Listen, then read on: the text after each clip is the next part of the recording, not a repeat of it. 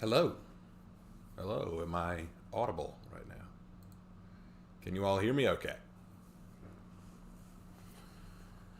Whew. Okay, so making sure that all of our bells and whistles are operational. Good. Good. Awesome. Seems things are working. I don't expect a large turnout for this stream, but we are going to make this as fun as we possibly can. All right? All right. Well, welcome one and all to another episode of Rainbow Six Cringe. This is the series where, well, it was a series. Basically, okay, let me give you, while we're waiting on people to show up, I will give you some history with me in Rainbow Six Siege. So, I'm not good at multiplayer shooter games. They're not my thing. I've never been very good at them. I don't have the reflexes or the aim capabilities to be good at them. But Rainbow Six Siege looked kind of fun because of the creative different operators and stuff, and I liked watching the Russian Badger videos on Rainbow Six, so me and my brother got it, and we tried it, and we had some fun, but over time we just lost interest, and I kind of pulled back on playing the games. I came back to do it when I made a YouTube channel because I thought, you know what, maybe I could do with Rainbow Six Siege what I do with For Honor. You know, I may not be great at the game, but at least I could talk about the lore of the characters and discuss them, right? I thought that'd be fun. But honestly, no one was watching those videos. No one seemed to care. They just weren't going anywhere, and it was a lot of wasted energy because doing Rainbow Six Siege videos is way harder for me than doing Dead by Daylight or For Honor videos because I try to demonstrate the weapons and gadgets, and sometimes I'm just not good enough to get kills with that. So honestly, I just decided, you know what, I'm just not going to keep doing this. But I still think that the lore is worth talking about. So what we're doing and what I have been doing is every time they reveal a new operator or new season, I take the time to talk about it. And I talk about whether it's a cringe or whether it's a win. So you can always tell by the thumbnail whether I think it's a cringe or a win. This isn't me doing a live reaction. I've seen all this before, and you and I are going to go over it together. So Rainbow Six Siege Year 9 has been announced. They've revealed the new cinematic trailer coming out. They've revealed the new operator. They've done all this stuff. And we're going to take a look at it together. We're going to watch all of this stuff together. It's going to be hilarious. Now, let me be clear about a few things before we go forward. I'm looking at this from a storytelling perspective. Some of you may say that this is unnecessary. Some of you may say that this isn't a big deal. It's not like you need to have played all the other Rainbow Six Siege games. Like, no, I feel like for this, the story needs to be cohesive on its own. So we're going to be watching first the Year 9 cinematic trailer. We'll start with that. I'll be breaking it down point for point. And then we will move on to the next part. Okay?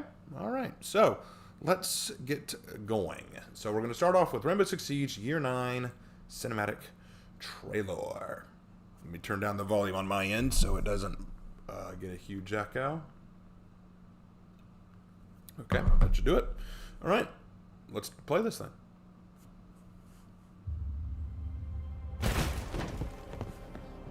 Clear. All right, so we've got three operators. We got Doc, Mira, and Rook. Okay. Start setting up. What's the meaning of this? Monsieur Secrétaire Général, we are with Rainbow. This location is compromised. Let's get you to the evac zone. My security detail? It's too late for them now. Okay, I find that interesting. Doc just straight up says it's too late for your security detail. I find this funny for two reasons. Number one, why didn't you warn your security detail? Like, you could have at least warned them that something was coming. You know, you could have let them know. I feel like you could have at least given them some heads up. The second problem I see here is this doesn't fit Doc at all. Doc is a humanitarian. His lore is all about how much he cares about other people and how he'll go through any length to save lives. So it's very out of character for him to just say, it's too late for them. It's too late for these guys. Nah, leave them to die. They're done. You know, I feel like he would at least say, yeah, let them know real quick. See if we can't save a few of them. But yeah, like so far, yeah. And I feel like that's a little weird. But no, not a problem so far. Just a little out of character for Doc, I feel like. But let's keep going.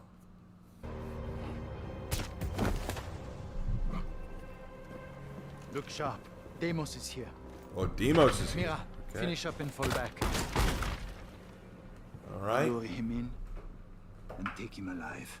Okay, they want Deimos alive. I seriously don't know why. Hold on, let me pause real quick. Throughout the game so far, they've made it clear that they want him dead. You know? Like, What about that one season the other year where we got Brava, where, you know, they were trying to kill him on the plane, on the cargo plane? I thought they wanted him dead. Wouldn't that be wiser? But whatever. Not a big deal. Not a big deal. All right, let's keep going.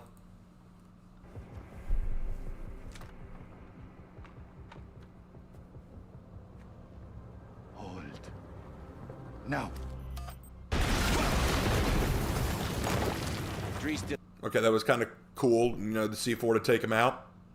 standing. Ooh, and she's down. Looking at the still shot here, looks like the bullet didn't hit anything lethal. It hit her armor plate here, and it looks like it would have only hit her shoulder. That doesn't look like a lethal shot, so I don't know why Deimos thinks that that's a kill, but she drops, so whatever. Let's keep going.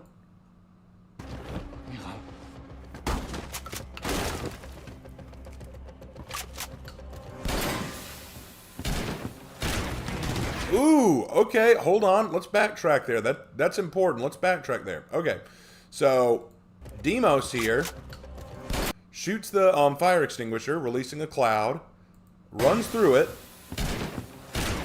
and shoots him right through the visor.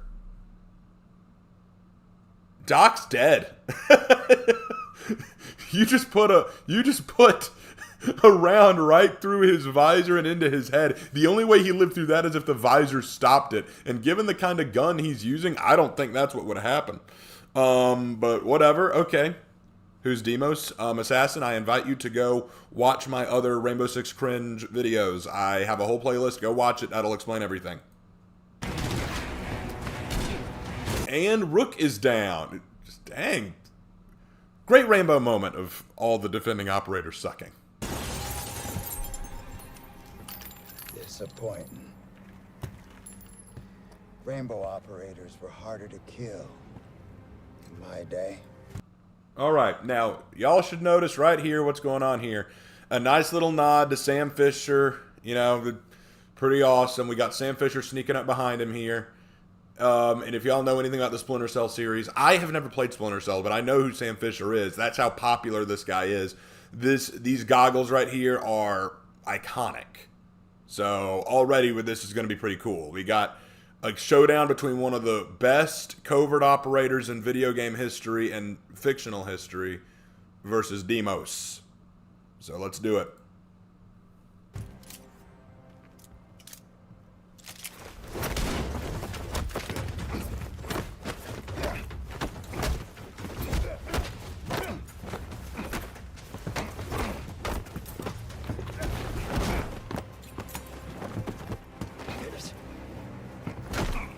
Yes, ladies and gentlemen, you saw that correctly. In a hand-to-hand knife fight between Deimos and the Sam Fisher, Deimos won.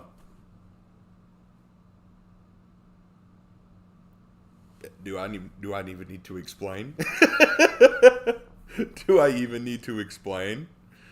Sam Fisher failed to take down in a hand-to-hand fight Deimos.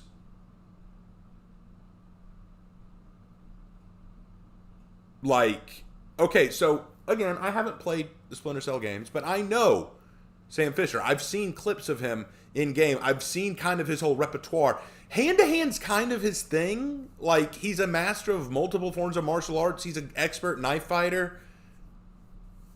I mean, really? Now, some of you might be saying, that's not Sam Fisher. There's no way. Well, Deimos, why don't you tell us? Samuel Fisher. Say hi to Hereford. Okay, so, yep, that is Sam Fisher, who, yeah, all right, well, let's keep watching. And he got shot.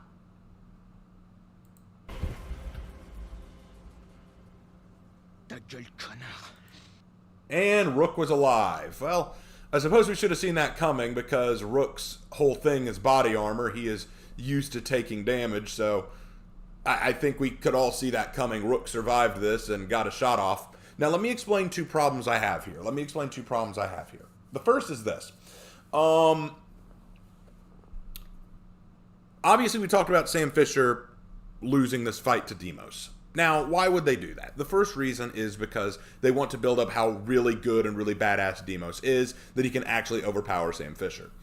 I don't like when lore writers do this. I really don't, because you're selling out your new character by degrading your old character.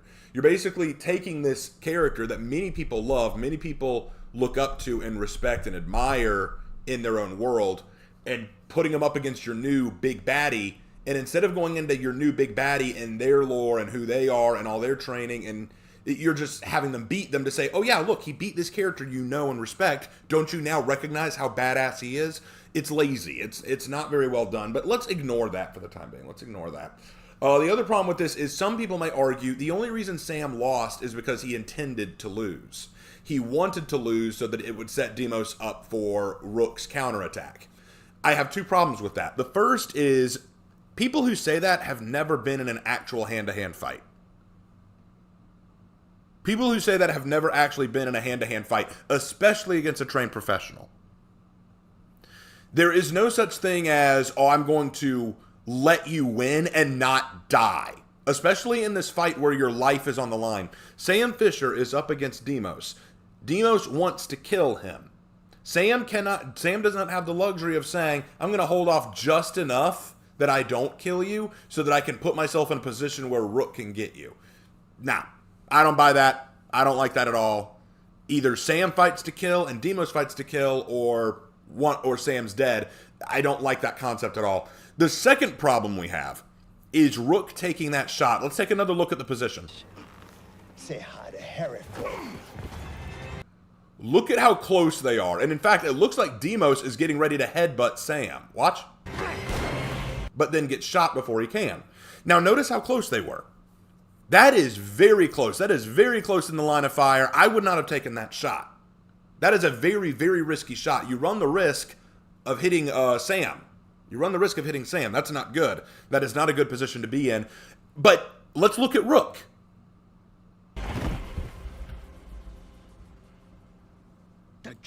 Now, I want you to take notice. Rook is on the ground, one hand holding him up, the other single-handed on a pistol. Not only did you take a risky shot where your comrade could have been hit, you did it one-handed in an exposed, prone position. That is incredibly risky. Now, you may say, well, Raven, what could he have done? He could have gotten up and tackled Deimos. He could have shouted for Deimos to notice him and reveal that he had his gun trained on him, giving Sam Fisher the opening he needed to subdue him. There were options here. The problem I see here is that was a risky shot. You could have hit Sam. You were in a bad position, and there's no way Sam did this whole, oh, well, I let you get the upper hand so that Rook would have his shot. I don't see that at all. So yeah, I'm not a fan of this. I'm not a fan of this. All right. Raven, do you know there's a death battle, Sam Fisher versus Solid Snake? Yep, I know. Don't care. All right, moving on.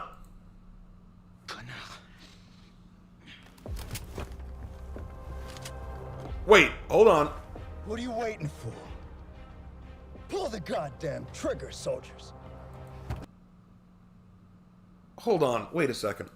Let's talk about this for a second. Sam Fisher's behind him. So these two laser sights are coming from two different operators. One could be Rook, but that means Mira or Doc survived that. Now, Mira I could buy. Mira might have survived. Doc took a magnum round to the face. He ain't alive. Let's see this. Not gonna happen. It's over, Deimos. And you will tell us everything. Back up. Back up. Y'all may have missed it because it went fast, but look. What are you waiting for? Pull the goddamn trigger, soldiers. Not gonna happen. Did you see it? Did you see it? It was a little hard. I'll try to pause it at the right moment. Not gonna. There, right there. There he is. There's Doc. Our boy's alive! Took a magnum round to the face! And he's still kicking. In fact, he's standing up just fine. I love it. I love this. I love that. That That's awesome. Doc, right there, still alive. Mira's still alive. Rook is still alive. Every one of them is still alive, okay? I mean, okay. All right, so here's what we're going to do. I want you to listen very carefully to what Deimos says, okay? Deimos is going to say something very, very funny. And it's made funnier by this trailer, okay? Let's do it. Ready? Here we go. Happen. It's over, Deimos. And you will tell us everything. Nothing I say will save Rainbow. You're already dead. Nothing I say will save Rainbow. You're already dead.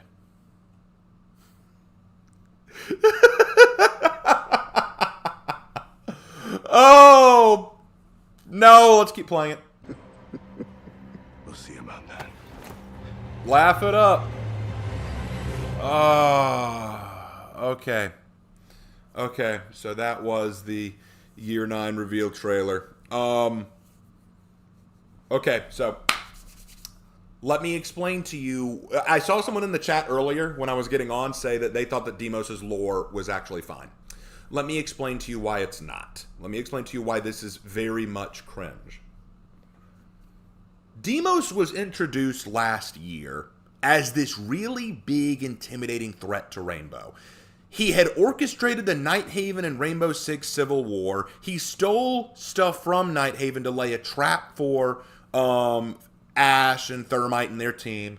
And while that was going on, he killed Harry.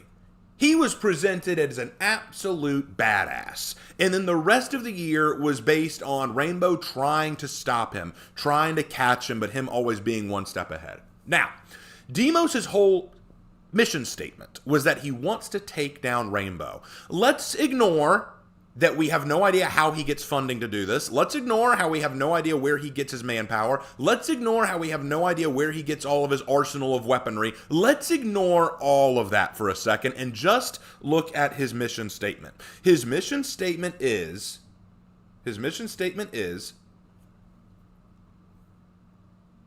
I'm going to take down Rainbow Six. Man by man, operator by operator. He said that in his original appearance. I'm going to take them out one by one. Would we like to do a tally of how many Rainbow operators he's killed? In this trailer alone, he couldn't kill 3 of them, even though he shot them at point blank range. He shot Mira, he shot Rook, and he shot Doc straight to the face. And not only did he not injure any of them, they got up just fine. Doc took a bullet to the face and he's good to go. I mean, you could argue, okay, maybe it was a glancing blow, maybe it just hit his ear. Yeah, even if I had my ear shot by a magnum, I still wouldn't be standing up just fine moments later, okay? This man's who has said from the beginning that he's going to take down Rainbow. Not only, no, hold on, watch this. Not only has he not taken down a single operator, but thanks to his presence, new operators have joined. Have y'all realized that? Many new operators have joined because of this fuckwit. I mean, think about it. Think about it. You got the Korean operator, you got Brava, you got that Scarecrow dude. You got all these new operators that joined as a result of this guy. Because of his behavior, because of his actions, new operators have freaking joined. So, dude, not only have you failed in your mandate, you did the exact opposite. And then, but here's the kicker. Here's the kicker. You ready for this? Hold on, here's the kicker. When they catch him, when confronted with the reality that he has failed in every possible way, what does he say? You're already dead. Well, Deimos, you're doing a great job. Nothing I say will save Rainbow. You're already dead. Laugh it up, dude. You are 0 for 4. You have got nothing. Nothing, bro. You killed Harry. Great. Awesome job. It's very easy to kill an unarmed man in his home, but when actually confronted with the actual operators you want to kill, you couldn't do it. You couldn't hack it. But are you ready for the best part? You ready for the best part? It didn't have to be this way. There's a very easy out. There is a very easy out for Deimos. There is a way to take this cringe and make it better. There's a way to take this cringe and make it better. But they have to do it carefully. They have to do it carefully. Can they do it carefully? We're about to see. So, we're done with that. Let's move on to exploring Deimos' mysterious past. Y'all ready for this? I don't think y'all are ready for this. All right. Here we go. No, before we go, I just need to tell you this. When I watched this, I actually got very excited because I thought, oh, we're finally getting to see Deimos' past. We're going to see kind of why he wants to destroy Rainbow. Let's find out why he wants to destroy Rainbow.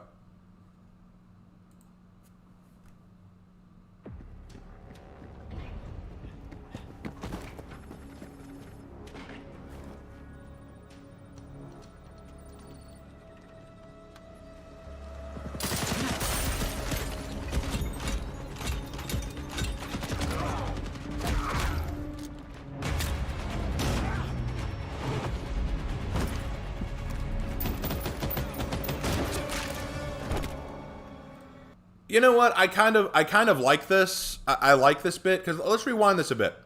So this is Deimos' partner. This is the guy who's going in with Deimos to help him. Notice where he's standing. There's the guy he was going to kill. Deimos is right there. Shot him through the head. Now look at where Deimos is standing. Pointed right at him.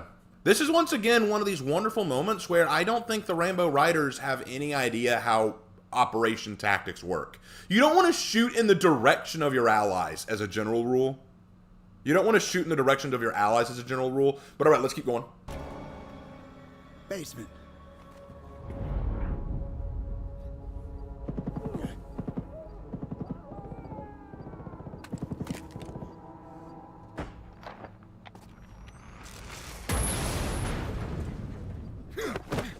I've got him. You go make that stop. Okay, so this is our situation here. We have captured a bomb maker. Deimos has been asked to go disarm the bomb. So let's go. Here we go. Same C4 remote used in Bratislava. The building with the nursery. Okay, so let's take into account what he just said. Deimos, at this point, is still a member of Rainbow Six Siege. He is looking at a bomb, notices that the C4 charge is similar, if not identical, to one used in Bratislava in a different operation with a nursery, implying that a nursery building was destroyed. Now, this should already give you an idea of what they're trying to do. Deimos is going to become the stereotype disillusioned veteran. If you don't know what that is, it's a writing archetype of a war hero or fighter or superhero who has become disillusioned by the evil in the world and has decided to either go rogue or turn against it. You see stuff like this with Red Hood, the Punisher, stuff like that. But let's see how they handle it, okay?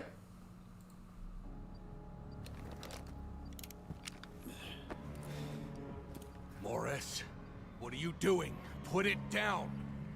So he can be a chess piece for two countries playing nice.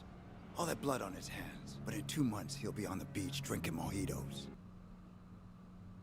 Okay. Why do you think that? Why do you think that? Like, you have a bomb maker. You have his bombs. You have all of this crap. Why would you assume that he's going to be let loose? I mean, I suppose you have your reasons, but we'd like a little bit more explanation, but let's keep going. You know how it goes, Bogart. Our orders are extraction. God damn it, Gerald!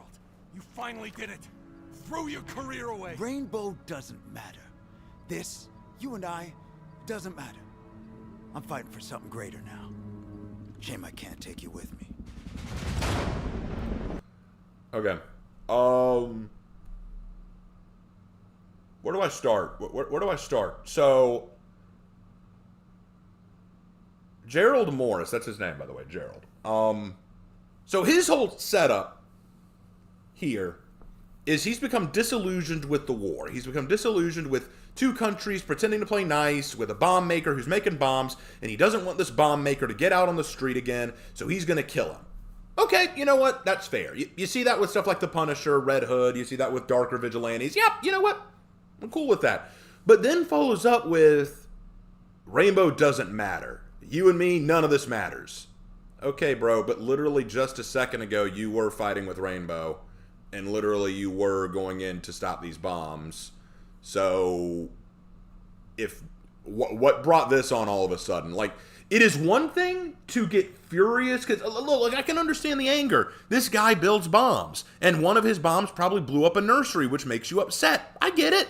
Of course you'd want him dead. I have no problem with this part. But it's that part after. Once, like when he says, you've thrown your career away, and then saying, none of it matters, I'm going to kill you too. I'm fighting for something bigger now. What is this bigger thing? How long have you been sitting on this bigger thing? When were you going to reveal this bigger thing? I don't know. Let's see.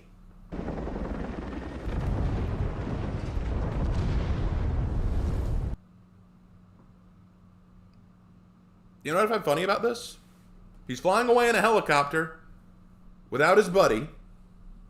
And he's letting the bomb go off that he was supposed to disarm. You know, the bomb that he was so against blowing up, right? Remember that? He was upset about the bomb maker making bombs that blew up nurseries and killed innocent people. Yeah, that was an issue for him. So, a couple things. First of all, if it is such an issue that bombs are used to kill people, why are you letting this one blow up? Why didn't you disarm it? Why didn't you say, you know what, this is the last bomb he'll ever make, and then you disarm it? Would have gone a long way to proving your compassion angle. Because if this is a matter of, I'm sick of people like this killing innocent lives, taking innocent lives is not the way things should go, Rainbow shouldn't allow this to happen, why are you letting the bomb go off? Like this, yeah, I don't like it. I don't like that at all. Second, he's flying away in a helicopter. What helicopter? Where'd he get a helicopter? Did someone come to pick him up? Did he have friends to come get him? You might say, no, it was a Rainbow chopper. Rainbow extracted him. Why didn't Rainbow ask, where's your buddy? Why didn't Rainbow ask, where's your friend? You gonna explain that one? He said he's fighting for something higher, so does he already have a new organization he's working with? How long has he been sitting on this? But let's keep going. Let's keep going.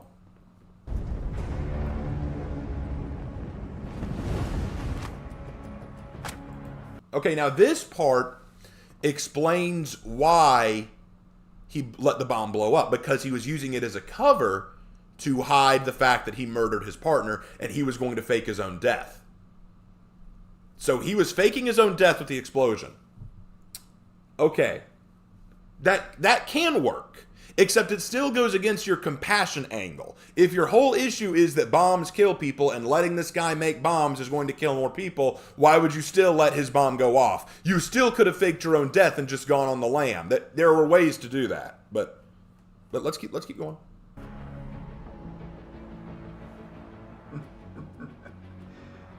Isn't anyone gonna welcome me back? Ah, that so badass, man. Just sitting there in the interrogation room. Isn't anyone gonna welcome me back? Oh, he's so badass. Except that lore was kind of crap. I mean, it was nonsensical. But you know what? You know what? Let's get some context. Let's get some context. Because you know what we gotta do? We gotta read his lore. We gotta read his lore, right? This will open our eyes, okay? This is going to be the bit that gets us. And to help us out here, I'm going to increase the screen capture because y'all just need to see this, okay? We're gonna read along together. We're gonna do read along with Raven. I like that. I'm gonna pin that. All right, so here we go. Ready? Let's read Deimos's lore. I think this will be fun. Okay. Gerald Morris, also known by his alias Deimos, is an attacking operator featured in Tom Clancy's Rainbow Six Siege, introduced in the Operation Deadly Omen expansion. Now, I'm going to pause there briefly to point this out. For those of you who didn't know, Deimos, this guy, is the new operator in Rainbow Six. He is the new attacking operator, meaning you can play this guy. Now, guys, I would like to remind you that in Rainbow Six Siege, the majority of the game modes, with the exception of Terrorist Hunt, are all done under the pretense that this is a simulation. It is attacking operators and defending operators doing a mock battle to practice their terrorist fighting skills.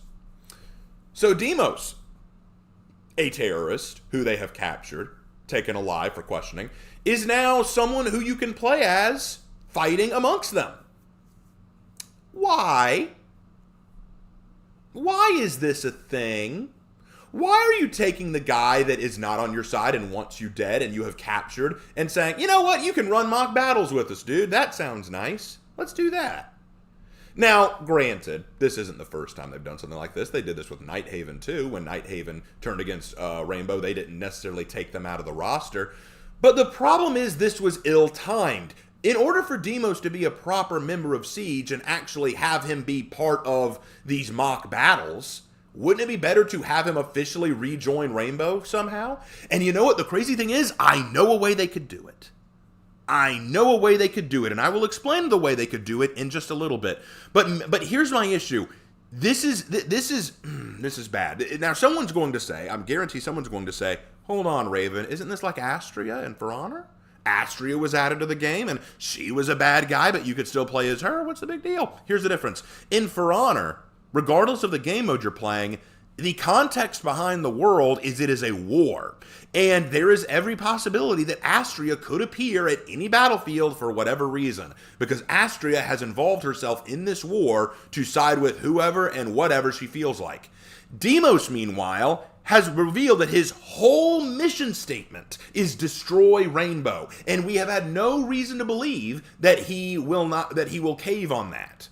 So here, for these mock battles amongst his comrades, why would Deimos be there? This is not the same concept. And of course, someone is going to say, Raven, you're nitpicking. You're being way too off on this. Just maybe so, but just wait. Just wait until I get to my explanation as to how this could have been done better. Okay? Follow me along. Let's continue.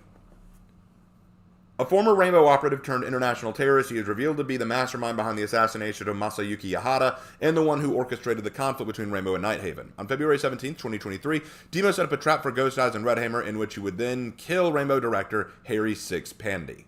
Alright, let's read up on his biography.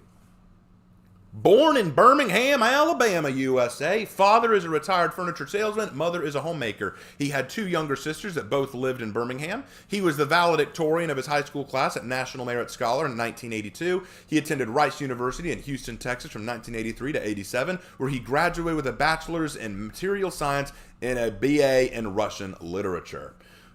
I find that interesting that it was Russian literature, but whatever.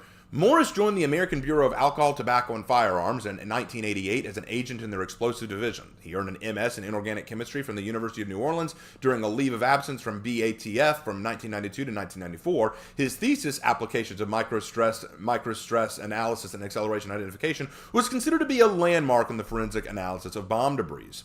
Upon return to active duty in 1995, he was assigned to the BATF, International Response Team, IRT. Since 1998, he has been on extended assignment in South Korea with the Korean Counterterrorism Task Force, the National Police 868 Unit, training them in techniques of bomb detection, bomb disposal, and post-bombing investigation. At this time, his wife and two daughters lived in Seoul, South Korea.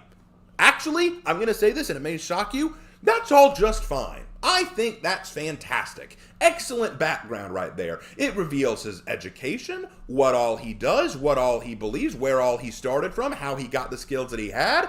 Reveals that he has a family. Now, we'll get into the family in a minute. I want to bring that up later, but we'll get back to that. Let's move on.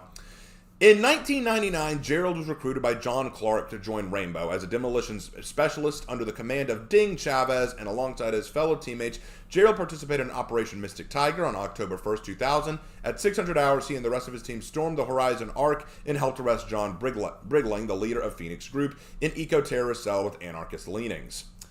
Interesting. That is interesting. Now, I've never played the other Rainbow games, like the other Tom Clancy Rainbow series, so apparently this guy was a character in those games. That's pretty cool. I'm not concerned about that. We're concerned about this. During the Rogue Spear operations, he joined Rainbow and Ding on Operation Zero Gambit, helping shut down the Charsky nuclear power plant and killing Maxim Kutkin. In 2007, he once again assisted Ding and Rainbow during Operation Steel Rose, helping defuse the bombs planted by Nikola Gospic and his men. It is currently unknown if he participated in Operation Patriot. Okay? So far, so good. Pretty good rap sheet. Reveals that he knew Rainbow, worked with him for a while, was a part of a couple of missions. So far, so good. But now we get to him going rogue. This is the stuff that matters, people. And this is where it comes in. I heard a couple people in chat saying, I think we need context for his actions. You're exactly right. We do need context. And here it is, folks. This is our context. This is going to explain everything. This is going to tell us why he flew apart from Rainbow, what issues he took, what all scarred him, what happened to him, all that stuff. We're going to see it all right now. Let's do it. Okay. I'm excited. Let's do it. In 2012, Gerald Morris and Daniel Bogart were sent to an Eastern European breakaway state. Gerald and Daniel proceeded to clear the building, and at the bottom of the building, there was a locked door with a bomb set to blow up the entire area. Daniel detained the bomb maker while Gerald was told to defuse the bomb. However, Gerald had grown disillusioned over the years and realized the bomb maker was responsible for other attacks around the world. Unwilling to be a pawn for governments no longer... Wait, what? I didn't even notice this. What? Unwilling to be a pawn for governments no longer.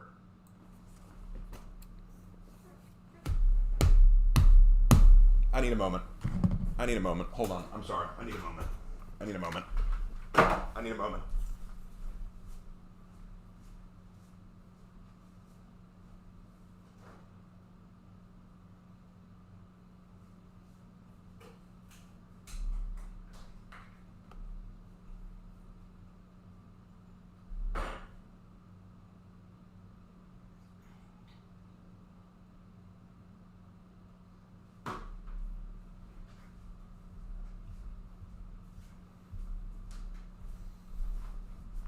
I needed a moment. I needed a moment. I needed to sit down. I needed a moment. That,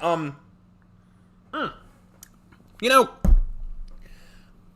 from the time I was in college to now, I've been a writer. I've worked very hard to perfect my craft, and I'm still not great. I still make mistakes. But you know what? You know what I find interesting? I feel like I've mastered the English language to an extent that I don't make stupid grammar mistakes like this. Let's read this together very slowly. Unwilling to be a pawn for governments no longer. No longer? So he is actually willing to be a pawn for governments, because that's what you're doing. You're implying a double negative. You're saying unwilling, which is the negative, to be a pawn for governments no longer. That's the second negative. You created a positive. So he wants to be a pawn for governments. No, the word should be any. Unwilling to be a pawn for governments any longer. Remove the double negative. I'm sorry. Why do people get allowed to write for these companies and get paid a bunch of money for it, and yet they're allowed to get away with this? Okay, moving on. I had my moment. All right. Unwilling to be a pawn for governments any longer, he executed the bomb maker and killed Daniel as the latter prepared to arrest him. Morris then escaped in a helicopter and faked his death by allowing the bomb to go off. He subsequently went underground while Rainbow was disbanded soon after until it was reactivated in 2015. Okay. So, leaving aside the grammar issues, let's talk about this context now. Let's talk about this context. So, why did he do what he did in that trailer? Why did he do it? Well, he became disillusioned. What was he disillusioned with? We don't know. Okay, well, move on. Okay, so he saw that the bomb maker was responsible for other attacks around the world. Okay, yep. So, his goal was to kill him. Okay, fair. Unwilling to be a pawn for governments. He doesn't want to be a pawn for anybody anymore. He doesn't want to be used by people. Okay, maybe he sees Rainbow Six Siege as a big tool for the governments. Okay, maybe that's why he doesn't want to be a member of Rainbow anymore. He's going to go off and do his own thing. Maybe he goes off and becomes a vigilante who forms his own mercenary group who takes down these evil, corrupt governments, right? No? What's his goal? Oh yeah, kill Rainbow. Why?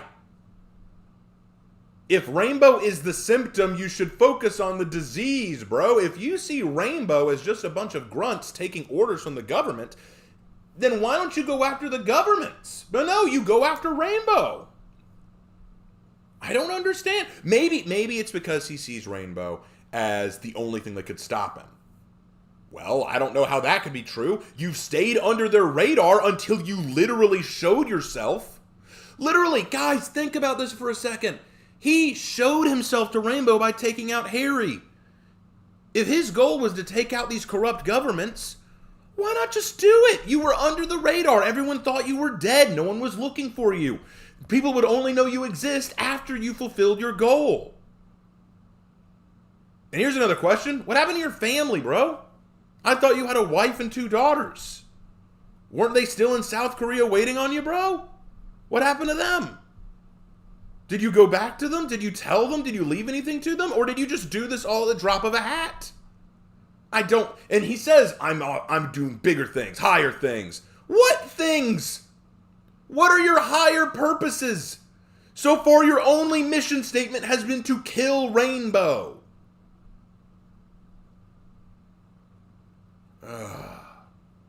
Okay. We're going to skip ahead a little because all this is stuff we already know. We're going to get down to, where was it? Here we go. Raid on Emerald Plains. This is where we need to pick up. On February 23rd, 2024, Deimos initiated a raid on the Rainbow Black site on Emerald Plains during a security committee meeting. However, things didn't go as planned as Rainbow operators Doc, Mira, Rook, and Zero were already on site preparing to capture Deimos for interrogation. Deimos managed to overpower all 4, shooting Doc, Mira, and Rook before being ambushed by Zero. Deimos recognized Fisher and got the upper hand and almost killing him before being shot in the mask by Rook, who he, along with Mira and Doc, survived by wearing Rook's newly upgraded body gear. Deimos could be captured and brought to the Rainbow HQ for interrogation.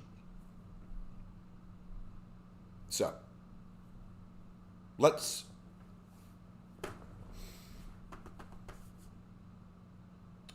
I don't know how much more I can do this without just saying the same thing. Deimos' lore is very much half-baked. This character was revealed to be a mastermind, someone untouchable, someone that no matter how hard Rainbow tried, he would always be one step ahead. But he has done nothing of worth. He's done nothing of note. But here's the best part. Here's the best part. Do you remember what he said in the trailer? Nothing I say matters, 'cause Rainbow's already dead. You've been captured, Deimos. The only way what you say is true is if, 1, you've already set things in motion that can't be stopped, or 2, you're not the main threat. There's another threat out there. You said you were part of something higher, so that can only mean that you must have joined another group or another gang or something, and they're already working with you. And this is what I call the always a bigger fish writing style. It's what you see in stuff like Kingdom Hearts, Naruto, One Piece. Like, there's always going to be a guy bigger and badder than the last guy. Like, let's take Naruto, for example. Okay, so you thought that Orochimaru was the big bad guy? Oh, but you didn't know Orochimaru used to be part of the Akatsuki, who were even bigger bad guys. Oh, you thought the Akatsuki were the biggest bad guys? Actually, they all work for a guy named Obito, who's an even bigger bad guy. Oh, you thought Obito was the biggest bad guy? No, he actually works for Madara, who's the biggest bad guy. No, you thought Madara was the biggest bad guy? Actually, he works for this ninja goddess lady, who's the biggest bad guy of them all. See, it's always an escalation, and that's what they're doing here. You thought that Nighthaven was the big bad guy? Sorry, no, it's actually Deimos. He's the big bad guy who's orchestrating it all. Oh, you caught Deimos? You fool. You thought he was the big bad guy? There's something even bigger after him. And here's the thing. That's not necessarily a bad thing. It can always keep a story going, but at the same time, it can get incredibly boring, especially when we don't know what's coming. Especially when we don't have any inclination of what's coming. And I will say this. There is a way to fix this. I will now share with you how you fix this. Okay, I'm going to share the secret. Ready? Here's what you do. Scroll back up. For Deimos, there's an easy fix. Watch this. I'm going to put this on full screen just for fun. Okay. There's an easy fix for Deimos.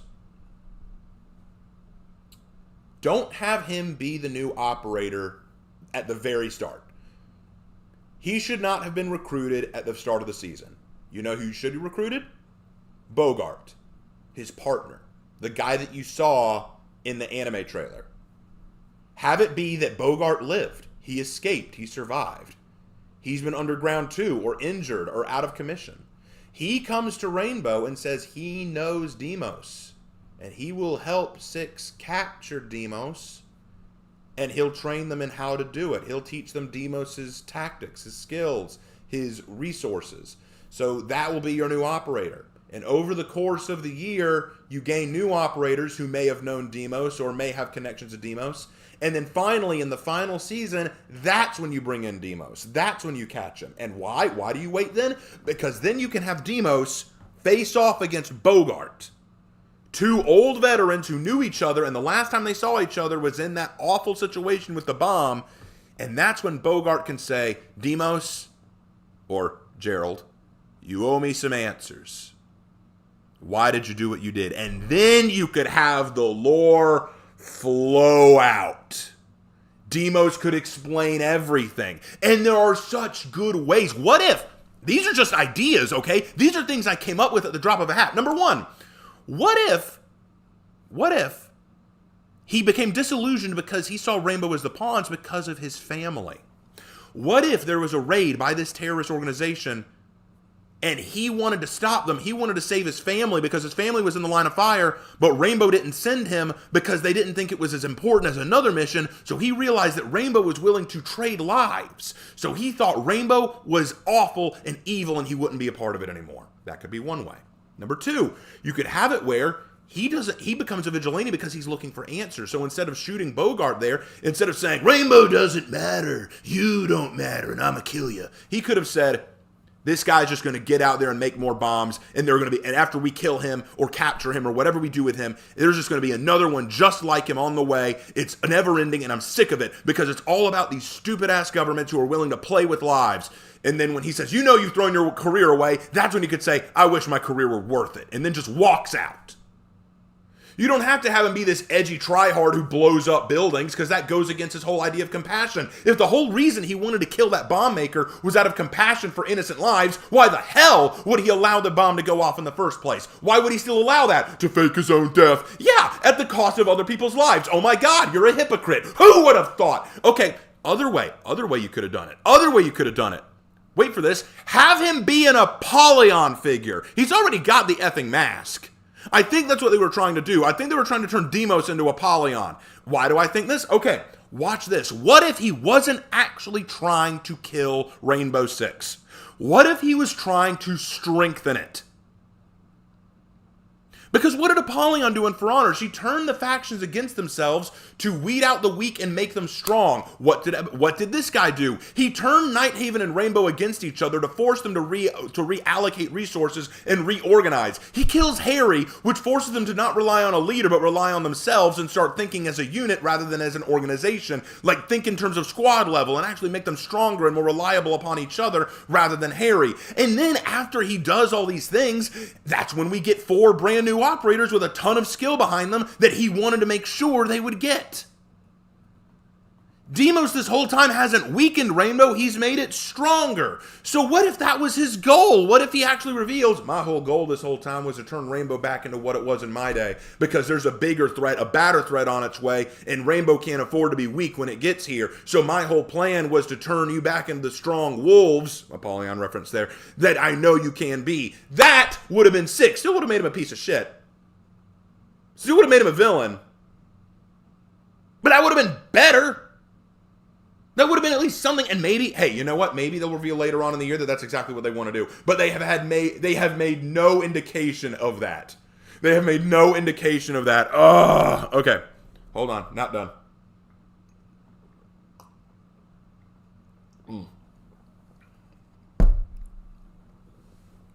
Yeah, okay, back to it. Okay, so, sorry, I had to take a moment to drink that something, because when I get rolling, There were ways to make Deimos better here. There were ways to make Deimos a stronger character. You could have had him sit down with Bogart and have Bogart basically say, dude, what happened to your family wasn't Rainbow's fault. It was we had to make a judgment call. And then Deimos could say, judgment call that puts innocent lives in danger. Yeah, that's the right call. That's definitely the right call. And maybe Bogart could come back at him. You did blow up an entire building. And he said, to take care of terrorist insurgents. And then he could fire back. And their families. What if your family was in there? It would have never been my family. I would have died first. You know, like, have them go back at each other with, like, you know, dialogue. Have us understand this character and his motivations more. Because right now, all we've got are three things. Number one, he became disillusioned with governments for some reason.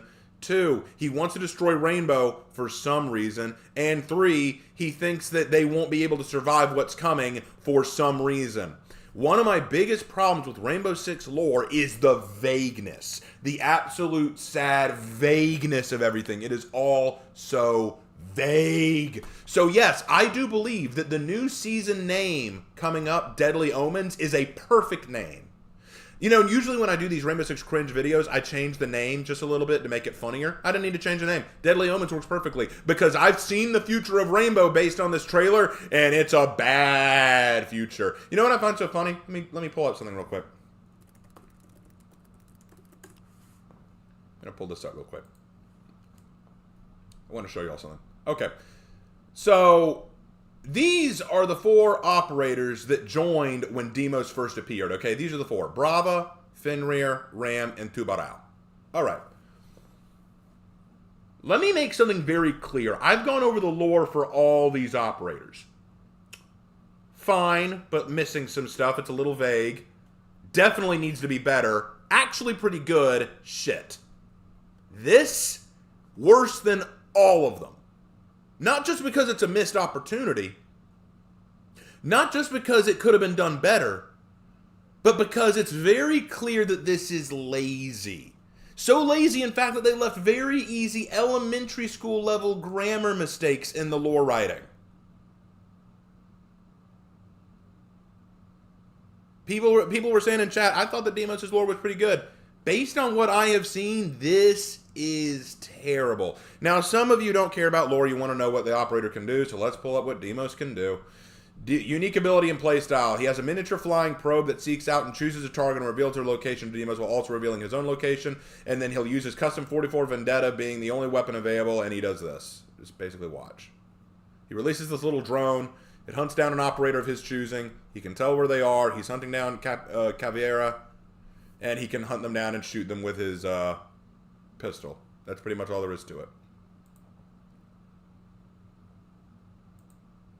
Let's see this too. I want to see this, if it's anything different. No, this is the same thing. Never mind. Thought it was the same thing. But anyway, his date of birth is December 24th. He's a Christmas Eve, baby. He's a Christmas present. Okay. I was there when Rainbow began. I'll be there when it ends. All right, let's read the last thing.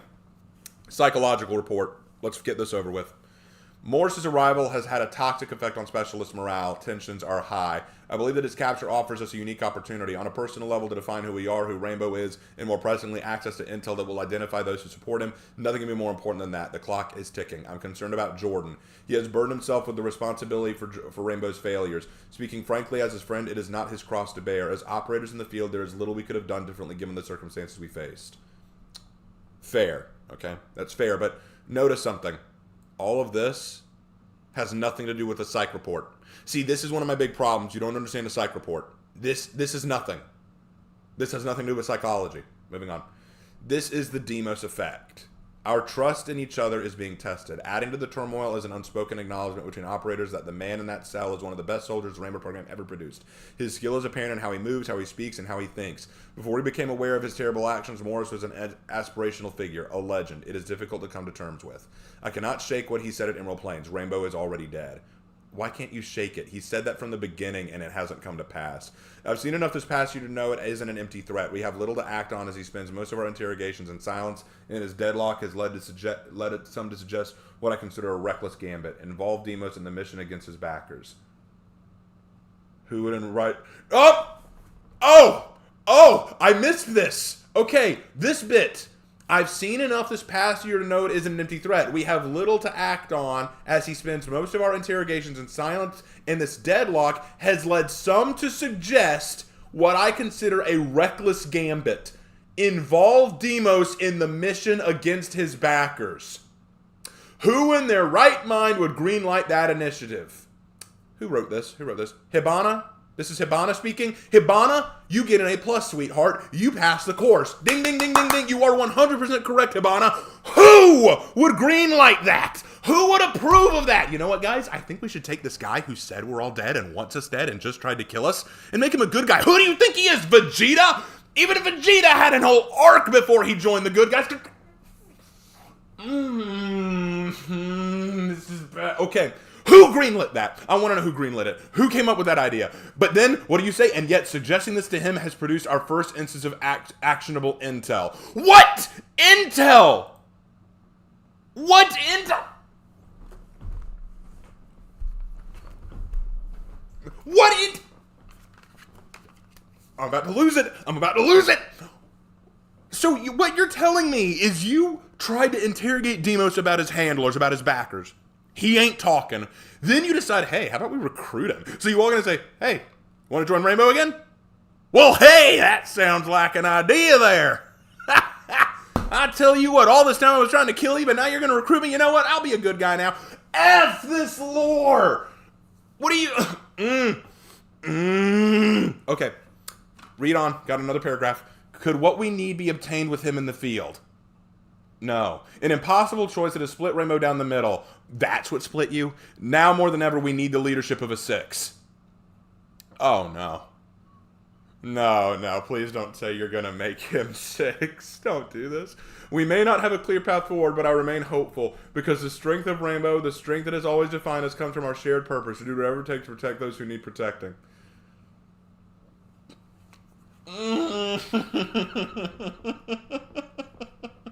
I missed this. I missed this psych report. What the actual hell is this? No, really. Think about this. First of all, this is a psychological report. What about this dives into the psychology of Deimos? There's nothing here. This is not about the psychology of Deimos. This is about the psychology of the group. I don't care about the psychology of the group. This is about Deimos. Talk about Deimos' psychology. And you mean to tell me that he would not break under any pressure, but then you say, you want to join the good guys? And he goes, okay. Screw you. Oh, this is so bad. This is the worst lore I've seen yet. This is abysmally bad. And you know what the worst part is, guys? I know that 3 things are going to happen. Number 1, no one's going to care because he looks cool and he has cool gun. We won't play him. So you know. Number 2, you read too much into the lore, Raven. No one cares about the lore. We just want to see cool operators. Fair. And then 3, people are going to say, God, you're a nerd. Well, you know what? Guilty is charged. But here's the reality, guys. There was a time when writing was good, and I miss those days.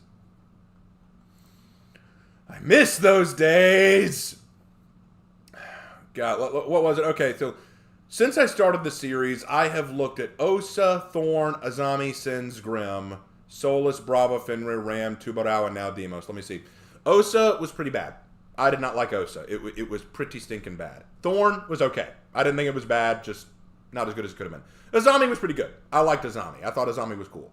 Sins, awful. Sins was absolutely awful. One of the worst. Absolutely terrible. Grim, also terrible. A joke of a character. Solus was fine. Didn't have anything against her. Brava, it was okay. Could have been better. Fenrir, could have been a lot better. Not good. Ram, awesome lore. I liked it. Tubarao, shit. Deimos, dog turd. This is it's like something I stepped on. It makes me feel sick and gross, and no matter how much I scrape my foot, I can't get it off. This is awful.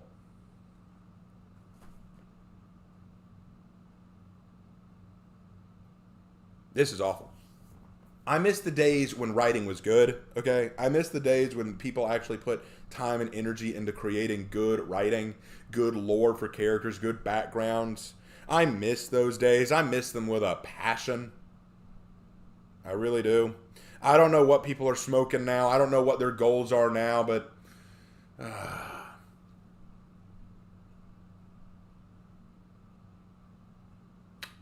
Okay. That was the Deimos lore. Now you know why I think this is one of the worst pieces of Rainbow Six lore I've ever seen. It's awful. It's absolutely awful. But yeah, that's gonna be every last new operator will be below mid or cringe. Actually, I would argue that Ram, Thorn, and Azami were actually pretty good. Ram, Thorn, and Azami were actually pretty good. Those three were actually pretty decent. The rest I can't say. The rest I can't say. But regardless, that's going to be it for me today, guys. I need to rest for a bit. I need to get some lunch. And don't worry, guys. Tonight we will still do a reading stream. I want to thank you guys so much for watching. I know that this was a little bit crazy. And we actually had 41 viewers. What? Awesome. Well, anyway, thank you guys so much. And as always, I will see you in my next video. Take care.